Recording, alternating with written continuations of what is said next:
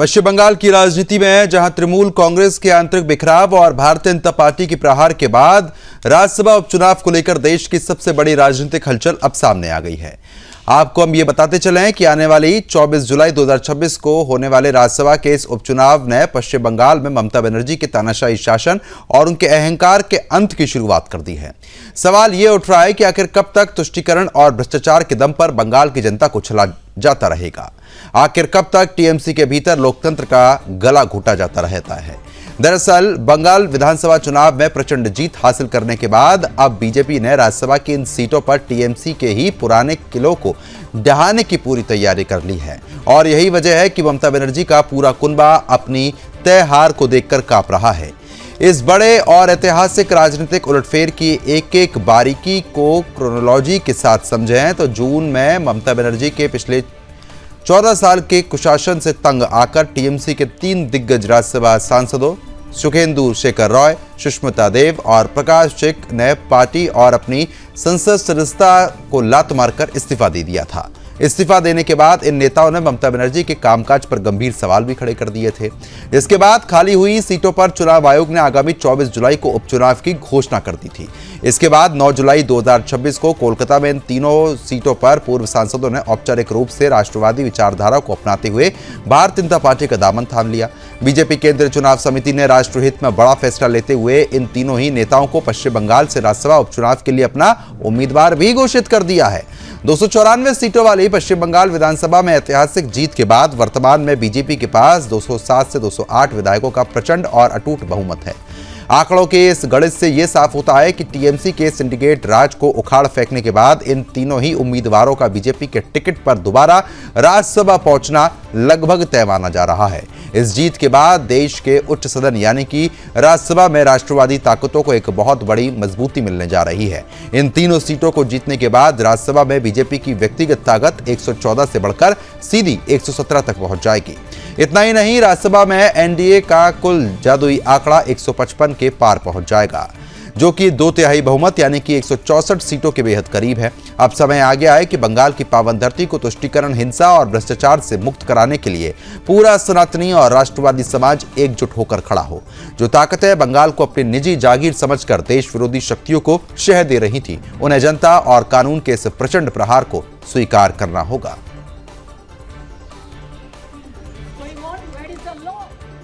उनकी सबसे बड़ी असुविधा ये है कि उनको कोई लेना नहीं चाहता, तभी वो तृणमूल में। समझ गए ना? भारतीय जनता पार्टी जिस बहुमत से बंगाल में जीत के आई और जिस तरह से आसाम में आप लोगों ने देखा है बहुमत उनको मिली है, उड़ीसा में मिली है, त्रिपुरा में मिली है, इससे पूरा साबित होता है कि प्रधानमंत्री नरेंद्र मोदी जी का जो विजन है उसके प्रति लोगों का विश्वास बढ़ रहा है, घट नहीं रहा। और मैं ये कह सकती हूँ कि आसाम में मैं रहती हूँ और आसाम में आपको पता है कि तीसरी बार बीजेपी की सरकार आई है और जो परिवर्तन और जो प्रगति का काम हुआ है, अगर आप तुलना करें, इसकी तुलना किसी भी पिछले सरकार से नहीं हो सकती। ये तय है। आप किसी सरकार की अच्छाई कर सकते, बुराई कर सकते, कमियां निकाल सकते हैं, पर जो delivery to the last mile है उसमें मोदी जी ने जो काम किया है वो कोई पार्टी इस देश के इतिहास में नहीं कर पाई। फिलहाल जिस तरीके से प्रतिक्रियाओं का दौर जो है वो लगातार सामने आ रहा है और जिस तरीके से अब राज्यसभा चुनाव को लेकर जो मंथन लगातार देखने को मिला है वो अलग अलग पार्टी ने अपने स्तर पर किया है। लेकिन आपको बता रहे कि जो एक समय में टीएमसी की सीट पर राज्यसभा गए थे, अब आपको बता दें कि बीजेपी उन्हीं को उम्मीदवार बना रही है और साफ तौर पर ऐसे में टीएमसी को कड़ी चुनौती तो दी ही जा रही है। लेकिन जिस तरीके से कई नेताओं ने टीएमसी का साथ छोड़ा, अंदरूनी कलह सामने आई और जिस तरीके की परिस्थितियां टीएमसी के सामने अभी मौजूदा स्थिति में खड़ी हुई हैं, वो वाकई में टीएमसी को बेहद कमजोर साबित कर रही हैं। और दूसरी तरफ जनता भी अब कुशासन को छोड़कर साफ तौर पर बीजेपी के साथ आ चुकी है, बीजेपी को बहुमत देकर सरकार बीजेपी की बन चुकी है। लेकिन जिस तरीके की अभी स्थिति बनी हुई है, ऐसे में आपको बता दें कि बहुमत के चलते बीजेपी के तीनों ही उम्मीदवार जीत के लगभग बेहद नजदीक पहुंच चुके हैं। इससे पहले आपको बता दें कि लगातार बयानबाजी का जो दौर था वो भी हमने देखा, वो आपको सुनाया भी। तस्वीरें हम आपको लगातार दिखा रहे हैं जहां पर विधि विधान के साथ पूजा अर्चना भी चल रही है और वहीं एक वीडियो भी ममता बनर्जी का काफी वायरल हो रहा है, जिसको आप अपनी टीवी स्क्रीन पर भी देख सकते हैं। टीएमसी छोड़ बीजेपी में आए 3 दिग्गजों को टिकट बीजेपी ने यहां पर दे दिया है। आपको बता दें कि सुखेंदु शेखर, सुष्मिता देव और प्रकाश सिंह उम्मीदवार बने हैं। बहुमत के चलते बीजेपी की तीनों सीटों पर जीत लगभग जो तय है वो मानी ही जा रही है और आंकड़ा भी अब निश्चित तौर पर बढ़ता हुआ नजर आएगा, क्योंकि जिस तरीके से सरकार बीजेपी की बनी और उसके बाद अब इन तीनों ही उम्मीदवारों को एक बार फिर से आगे बढ़ाते हुए बीजेपी ने ऐतिहासिक फैसला भी यहां पर लिया और एक संदेश देने की कोशिश भी यहां पर साफ तौर पर की गई है। फिलहाल अब इस चर्चा को आगे बढ़ा लेते हैं। कुछ खास मेहमान हमारे साथ जुड़ चुके हैं। कुशल पांडे जी हैं, भाजपा प्रवक्ता है। कुशल जी, स्वागत है आपका। पंडित राज शर्मा है, कांग्रेस प्रवक्ता। राज जी, आपका स्वागत करता हूं। विश्वनाथ मिश्रा है, राजनीतिक विश्लेषक। विश्वनाथ जी, मैं आपका भी स्वागत करता हूं। लेकिन शुरुआत कुशल जी मैं आप ही के साथ करना चाहूंगा, क्योंकि अहंकार तो निश्चित तौर पर टीएमसी का टूटा, ममता बनर्जी का टूटा। उसके बाद अब जो वहां के लोग थे जो बीजेपी में शामिल हुए, उन्हीं को टिकट देकर राज्यसभा भेजने की तैयारी लगातार चल रही है। जीत लगभग तय मानी जा रही है। पहली प्रतिक्रिया आपकी इसी पर। देखिए, तीनों सीट पर हम लोग चुनाव जीतेंगे और ये मालूम भी है कि उन तीनों लोग राज्यसभा से इस्तीफा दिया था। ममता बनर्जी की सरकार इस तरह से गई थी और उनके कुशासन के खिलाफ भाई ये देखिए बहुत सारे लोग पार्टी छोड़ी, लेकिन कुछ लोग ऐसे थे जो कभी भी पार्टी में रह करके उनके ऊपर में, जैसे टीएमसी में एक ही पोस्ट था, बाकी सब लैंप पोस्ट। अभी आपने देखा होगा चंद्रिमा भट्टाचार्य जो वहां की मंत्री थी, उन्होंने कहा कि हम लोगों से कभी भी कुछ पूछा ही नहीं जाता था, जो होता था अभिषेक बनर्जी ममता बनर्जी, अभिषेक बनर्जी ममता बनर्जी। तो ये उनके बंगाल की जनता तो त्रस्त थी, साथ ही साथ उनके नेता, विधायक, मंत्री, सांसद भी इन लोगों से त्रस्त थे। अच्छा, कांग्रेस वाला हाल था इस टीएमसी में, जैसे कांग्रेस में देखने को मिलता था कि एक ही नेता, वही हाल टीएमसी का विषय है। बिल्कुल बिल्कुल। देखिए, जितनी क्षेत्रीय पार्टी है या कांग्रेस है, भारतीय जनता पार्टी एक ऐसी पार्टी है जिसमें नितिन नबील जैसे छोटे से कार्यकर्ता राष्ट्रीय अध्यक्ष बन सकते हैं।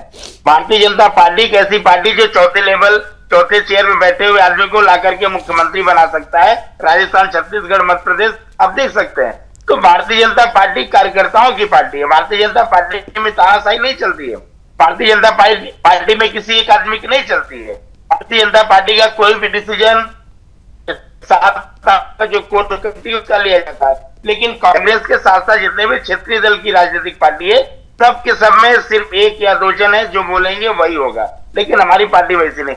आज अगर वो तीनों जो राज्यसभा सांसद थे वो इस्तीफा दे करके फिर उनको पार्टी ने उम्मीदवार बनाया है, तो कहीं ना कहीं पार्टी उन्हें इस्तीफा दिलवाई थी और वो लोग अपने मन से इस्तीफा दिए थे और अपने ही सीट पर उन लोगों को भेजा गया है। कोई भारतीय जनता पार्टी अपनी सीट पर नहीं, उन लोगों की सीट पर उन्हें फिर से राज्यसभा के लिए मनोनीत करने के लिए भेजा गया। तो देखिए, हमारे उच्च नेतृत्व का ये डिसीजन था और कहीं न कहीं शासन को उखाड़ फेंकने के लिए कोई न कोई नई रणनीति तैयार करनी ही पड़ती है। 15 सालों से लगातार इस शासन से बंगाल की जनता त्रस्त थी, तो बंगाल को आजाद कराने के लिए, बंगाल को सोनार बंगला बनाने के लिए, बंगाल में महिलाओं की सुरक्षा के लिए कहीं न कहीं अलग एक रणनीति तहत इस सब चीजों पर हुआ है, तब जाकर के बंगाल में सरकार बनी है।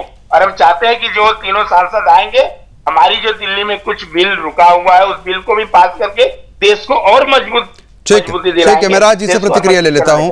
राज जी, अब तो बीजेपी उम्मीदवारों की जीत लगभग तय मानी जा रही है और साफ तौर पर जनता भी ये चाह रही थी कि बीजेपी आगे बढ़े और कहीं ना कहीं बंगाल का विकास हो भी रहा है। पहले उस पर प्रतिक्रिया मैं आपकी भी चाहूंगा। देखो प्रद्युमन भाई, पहले एक कहावत थी कि पिताजी घर पे शराब पीते थे, बच्चे नहीं हुए, नई शादी हुई, शराब पीते थे, फिर बच्चे बड़े हो गए, तो जब 12, 13, 14, 15 साल के होते तो अक्सर आदमी कहता नहीं यार बच्चे अब बड़े हो गए, अब अच्छा नहीं लगेगा पी के जाएं, ये बच्चों को संस्कार क्या देंगे। लेकिन ये भारतीय जनता पार्टी कभी नहीं सोचती कि ये देश में उन नौनिहालों को क्या संस्कार दे रही है जो चाहते हैं कि हम पॉलिटिकल कैरियर बनाएं।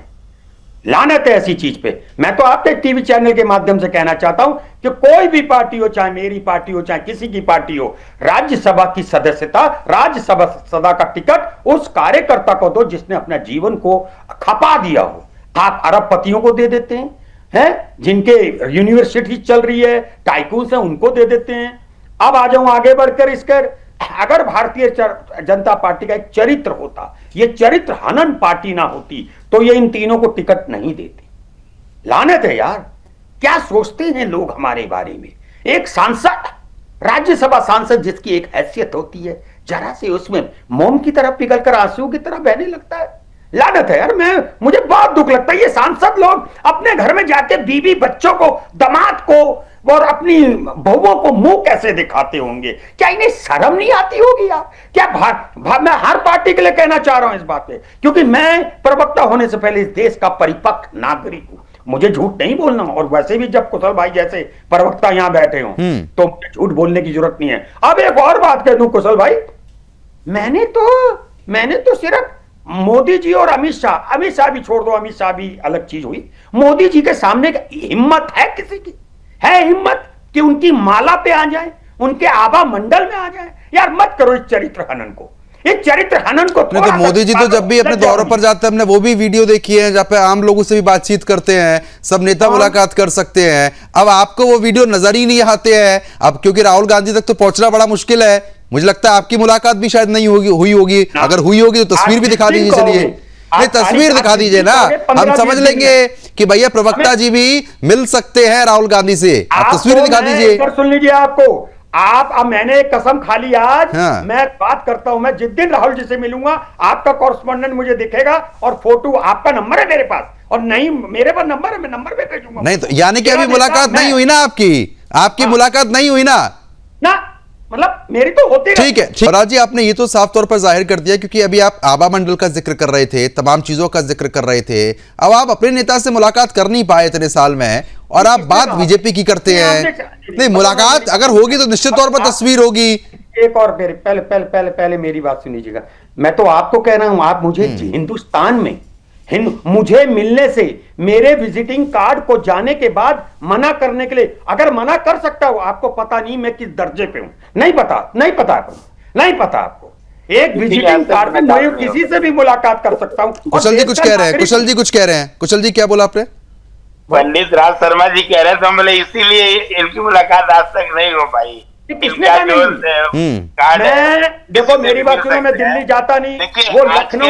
अभी आप ही तो जिक्र कर रहे थे कि मोदी जी तक कोई पहुंच नहीं सकता, उनका आभा मंडल है। अब आपके नेता तक कौन पहुंच पाए? आप उनके प्रवक्ता नहीं पहुंच पा रहे। अच्छा एक और बात, ऐसा है कि देखिए आज राहुल गांधी से अगर इनकी मुलाकात नहीं हो पाई, आदत आदत को मैंने सुधारना छोड़ दिया, क्योंकि मैं समझा सकता हूं, समझने की अकल किसी को नहीं दे सकता। मेरा नेता जिंदाबाद, जब चाहूंगा तब चाहूंगा मिल लूंगा। और बस एक ही बात कहना चाहता हूं, आज तक इसका मतलब भी भाई थोड़ा सा कभी आदत डाल लो सुनने की। पक्ष के प्रवक्ता हो, क्या शर्म नहीं आ रही? अब भी नहीं शर्म आ रही यार? लोग थू कर रहे हैं आप लोगों पे। आपके माथे में तो लिख देना चाहिए चंदा चोर। आपके माथे में जैसे लिखा था ना उस किसी पिक्चर में, मेरा अगर मैं स्टूडियो में हूं, सबसे पहले परमानेंट मार्कर से, टैटू वाले से नहीं, परमानेंट मार्कर से लिख दूं, ये रामचंदा चोर हैं। इन्होंने 140 से 50 करोड़ लोगों की आस्था को। मुद्दे पे बात कीजिए ना। अब देखिए ना, कहां से कहां आप मुद्दा डाइवर्ट कर देते हैं। अभी सिद्ध हो गया, जांच चल रही है ना, जांच चल रही है। क्या जांच चल रही है? आपने वैसे ही सबको दोषी ठहरा दिया। चोर छोटा भाई, बड़ा भाई दरोगा, पिताजी एसआईटी का इंचार्ज, इंसाफ कहां से लगाओगे? वाह रे वाह भाई। चलो ठीक है, नहीं आप मुद्दे पे बात किया कीजिए। आज बंगाल का मुद्दा है, इस पर भी हम चर्चा करेंगे। राजनीतिक विश्लेषक लगातार बने हमारे साथ, विश्वनाथ मिश्रा जी। क्योंकि देखिए अब राज जी ने तो साफ तौर पर यह ठहरा दिया कि भाई ये नियुक्तियां गलत की गई है और जो उम्मीदवार बनाया गया है वो भी गलत बनाया गया है। लेकिन मैं आपसे समझना चाह रहा हूं, पहली बात तो पार्टी के व्यक्तिगत फैसले होते हैं, लेकिन अगर उन्हीं उम्मीदवारों को एक बार फिर से उम्मीदवार बना के आगे बढ़ाया जा रहा है तो उसमें गलत क्या है? प्रद्युम्न जी बिल्कुल ठीक बात। देखिए मैं भी मानता हूं कि अगर कोई पार्टी टूटे और उसके मेंबर्स एक पार्टी से जीत कर आए दूसरे में जा रहे हैं, उसको आप नैतिक रूप से गलत कह सकते हैं। अगर किसी व्यक्ति को या ग्रुप ऑफ मेंबर्स को अगर लगता है कि एक पार्टी में उनका भला नहीं है, उन्हें विचारधारा से समझौता नहीं करना पड़ रहा है, वो उसमें इजी नहीं फील करते हैं, तो रिजाइन करें। इससे बड़ा नैतिकता का तकाजा नहीं हो सकता है कि आपने जिस टिकट पर, जिस पार्टी पर चुन कर आए, आपने उसको रिजाइन कर दिया, उसको त्याग दिया, जिसको ज्वाइन किया फिर उसके टिकट पर लड़कर आएंगे। मर्यादा की इससे बड़ी पराकाष्ठा नहीं हो सकती। मुझे तो लगता था कि शायद कुछ और बेहतर कहेंगे, लेकिन अब ठीक है, सबका पद के पार्टी की मजबूरी होती है, हम उस पर चर्चा पे नहीं जाएंगे कि क्यों कह रहे हैं, लेकिन मुझे लगता है कि इससे बेहतर मर्यादा नहीं हो सकती थी। अब बीजेपी किससे अगर जीत कर आएंगे तो बीजेपी के सांसद कहलाएंगे, राज्यसभा सांसद कहलाएंगे, अन्यथा कोई बात नहीं। विषय यह है कि अब पश्चिम बंगाल की राजनीति में बड़ा उलटफेर हो रहा है, और आज अगर कांग्रेस प्रवक्ता को ये लगता है नहीं सारी तो बहुत गड़बड़ हो रहा है, तो उनके ही अध्यक्ष जी कहकर आए थे, उनके ही बड़े नेता हैं राहुल जी कहकर आए थे वहां पर कि क्या क्या शब्द उन्होंने इस्तेमाल किया था दीदी के लिए, मैं यूज नहीं करना चाहता हूं, क्या क्या कुछ कह के आए थे वहां पर। तो उनकी विचारधारा उन्होंने डिमीन किया था, उन्होंने खूब भर्त्सना की थी टीएमसी की, कि टीएमसी जो कुछ कर रही है पश्चिम बंगाल में वो बहुत अनुचित है, बहुत मतलब अल्टीमेट शब्दों का भी प्रयोग किया था, और ये बात कहा था कि टीएमसी वहां खत्म होगी। अगर खत्म हुई है तो मुझे लगता है कि उनके प्रवक्ता को इसको जस्टिफाई करना चाहिए, कहना चाहिए कि जो कुछ हुआ है ठीक हुआ है, पार्टी के नेताओं के कर्मों की वजह से ये हो रहा है। नहीं तो जब ये टूट चल रही थी विश्वनाथ जी, तो कहीं ना कहीं ममता बनर्जी भी मुलाकात करने के लिए पहुंची हुई थी सोनिया गांधी जी से, तो वो मुलाकात का दौर भी हमने देखा। राज जी इसको गलत बोल कैसे देंगे? मैं बोलूंगा तो वो देखिए, वो पार्टी में विलय का खेल चल रहा था, क्योंकि ये राज्य को पता ही नहीं हुआ कि आगे क्या होना है पार्टी में, इसलिए शायद सेफ खेल रहे होंगे कि मान लीजिए कल को वो ज्वाइन कर लें, उनका पार्टी का विलय करा लें कांग्रेस में, उसके बाद तब इनकी बात खराब हो जाएगी। राज्य को शायद इसलिए नहीं पता होगा ना क्योंकि इनके नेताओं का आभा मंडल है, उसको क्रॉस ही नहीं कर सकते। तो मैं अभी जवाब तो ले लो, उनके यहाँ पार्टी की टॉप लीडरशिप जो है मैं इस टीवी पे वो फाइनल है। ठीक है कुशल जी, क्योंकि देखिए साफ तौर पर अब राज्य ने जवाब दे दिया, और विश्वनाथ मिश्रा जी भी लगातार इस बात का जवाब दे रहे थे कि अपना फैसला है, व्यक्तिगत फैसला है, लेकिन कहीं ना कहीं सवाल फिर भी ये खड़ा होता है क्योंकि टीएमसी के जितने भी सांसद थे वो पार्टी छोड़ रहे हैं। अब टीएमसी की जो अंदरूनी कलह थी वो सबके सामने आ ही चुकी है, और कहीं ना कहीं जिस तरीके से घुसपैठ वहां पर बढ़ रही थी और जिस तरीके की चीजें देखने को मिल रही थी, वो पार्टी का असंतोष जो अंदर मंडरा रहा था चीजों पर, वो साफ तौर पर सामने भी आया। कुल मिला के यही वजह मान ली जाए कि इतनी बड़ी टूट और वो भी इतनी जल्दी देखने को मिली थी। देखिए, ये जो टूट हो रही है ना, ये सिर्फ और सिर्फ ममता बनर्जी और अभिषेक बनर्जी के तानाशाही की वजह से हो रही है। मैंने पहले भी कहा कि इस पार्टी में सिर्फ एक ही पोस्ट, बाकी सब लैंप पोस्ट थे। तो ये तानाशाही जिस प्रकार से बंगाल की जनता के ऊपर चला रही थी ममता बनर्जी, अभिषेक बनर्जी, ठीक उसी प्रकार से अपने नेताओं के ऊपर में चला रही थी। तो ये बंगाल एक तरह से गुलाम होकर के रखा था 15 सालों से, सिर्फ एक अभिषेक बनर्जी और ममता बनर्जी से। तो उस गुलामी से आजादी दिलाने के लिए भारतीय जनता पार्टी के कार्यकर्ता 15 साल लड़े। देखिए, जब हवन होता है ना, उसमें बहुत सारी चीजों को मिला करके हवन किया जाता है। तो उसमें से कुछ लोग भी थे जिनके पर्दा के सामने न रह करके पर्दा के पीछे रह करके कुछ कामों को किया, और बंगाल में बड़ी जीत मिली हम लोगों को। और उसके बाद जब इनकी पार्टी का टूट होता है, तो देखिए जो तीनों प्रत्याशी बनाए गए हैं, उनको इस दल से उन्होंने इस्तीफा दिया, इस्तीफा दे करके तब भाजपा ज्वाइन किए, तब भाजपा उन्हें उम्मीदवार बनाई है। ऐसा होता है कि वो टीएमसी के ही एमपी रहते हैं और बीजेपी में शामिल हो जाते हैं एमपी रहने के साथ साथ ही, तो हम कहते हैं कि कहीं ना कहीं गलत होता है, लेकिन वो वहां से इस्तीफा देकर के तब आए। नहीं तो कांग्रेस तो इसको भी गलत ठहरा रही है, राज्य तो इसको भी गलत ठहरा रहे हैं। देखिए, कांग्रेस के प्रवक्ता गलत ठहरा रहे हैं, वो ठहरा सकते हैं क्योंकि कांग्रेस पास अभी कोई मटेरियल नहीं है फिलहाल, तो गलत ठहराएंगे। अभी पंडित जो कांग्रेस के प्रवक्ता साहब है, बोले मैं राहुल गांधी से कभी भी मिल सकता हूँ, लेकिन अभी तक मुलाकात नहीं हुई। मैं एक साधारण सा कार्यकर्ता हूँ, हमारे देश अपना एजेंडा चला रहे हो, तो शर्म करा करो झूठ बोलने की। मुझे जवाब दे देने दीजिए, फिर आप कहिएगा। मेरे देश के सबसे प्रधानमंत्री और विश्व के सबसे लोकप्रिय नेता प्रधानमंत्री जी से आत्मा नहीं मर जाती है आप लोगों की, झूठ बोल बोल बोल के, झूठ बोल बोल के यार खत्म मत। दल के नेता, एक एमपी है, एक सांसद है, जब उनकी अभी तक उससे नहीं मिल पाए हैं, तो देश की जनता क्या मिलेगी उससे? मैं बोलना साधारण कार्यकर्ता हूं, मैं अपने प्रधानमंत्री से 5 बार मिला हूं, तो क्योंकि ये भारतीय जनता पार्टी में ही संभव है, कि अन्य दलों में संभव नहीं है। ठीक है राज जी, देखो पहली बात तो ये है कि झूठ बोलना बात करो, ये झूठ का पाप इतना होगा कि मरने पे भी कीड़े नहीं पड़ेंगे। समझे? ये बहुत बोलो। और अच्छा मुझे बस एक ही बात बता दो, मैं ये विश्वनाथ मिश्रा जी का तो जवाब देना नहीं चाहता क्योंकि मेरे लिए ये छदम है। मैं कुणाल भाई का जवाब ही नहीं है तो आप देंगे कहां से? जवाब भी होना चाहिए। तुम एक दूसरे के वकील क्यों बन जाते हो? एक दूसरे के गवाह बन जाते हो, एक दूसरे के वकील बन जाते हो यार, पता नहीं क्या खा के आ जाते हो। क्या शर्म नहीं है आप लोगों को? देश इतने उससे निकल रहा है, बेशर्मों की पार्टी कांग्रेस है सर। अच्छा आप मेरा भैया एक दूसरे के गवाह एक एक करके बात करेंगे। क्यों बन जाते हो आप? क्यों आप राजी सीधा जवाब दिया कीजिए ना, आप इधर उधर की बातें क्यों करते हैं? I am not the engine signal by the God. आप मेरे हेड नहीं, तो आप सवाल का जवाब दीजिए ना। आप इर्द गिर्द की बातें, मेन मुद्दे पे बात क्यों नहीं करते हैं आप मेरे टीचर नहीं है क्योंकि आपको जवाब देना ही नहीं है। My teacher because you are not supposed to call that teacher because. ठीक है, विश्वनाथ जी कुछ कहना चाह रहे हैं। नहीं विश्वनाथ जी, ठीक है विश्वनाथ जी। प्रद्युम्न जी, मैं राज भाई का दर्द समझता हूं। जिस राज्य में एक पार्टी को लेना एक न देना दो, वो अपनी उपस्थिति आखिर कैसे दर्ज कराए? एक भी विधायक का नंबर नहीं आता है। उनके पार्टी से छूट कर निकली हुई एक नेता। अच्छा, और इसमें एक बड़ी बात ये भी है, मैं रोक रहा हूं आपको विश्वनाथ जी, कि राहुल गांधी विरोध करते हैं टीएमसी का और राज जी यहां सपोर्ट कर रहे हैं टीएमसी का। नहीं, मैं बीजेपी की दरअसल कारण क्या है ना, एक्चुअली उन्हें पता नहीं, बीजेपी चोटागिरी कर रही है, उसका विरोध कर रहा हूं। कहां क्या करना है, कब करना है, वही उनकी पूर्व कार्यकर्ता आती हैं, कहती हैं, तो ये कहते हैं भाई पार्टी का आपस में विलय कर दो बीजेपी कांग्रेस में। इनको लगता है शायद उसका विलय हो जाएगा तो फिर हम जग जाएंगे, फिर कांग्रेस का वहां स्थान बन जाएगा, तो वो फिर रिजेक्ट कर देती है। पर आप ये समझिए कि पार्टी की जैसे एक आइडियोलॉजी होती है ना, बेसिक आइडियोलॉजी, जब आप उससे हट जाते हैं तो जनता आपके साथ खड़ी नहीं होती है, तब आप इस भटकाव की स्थिति में होते हैं।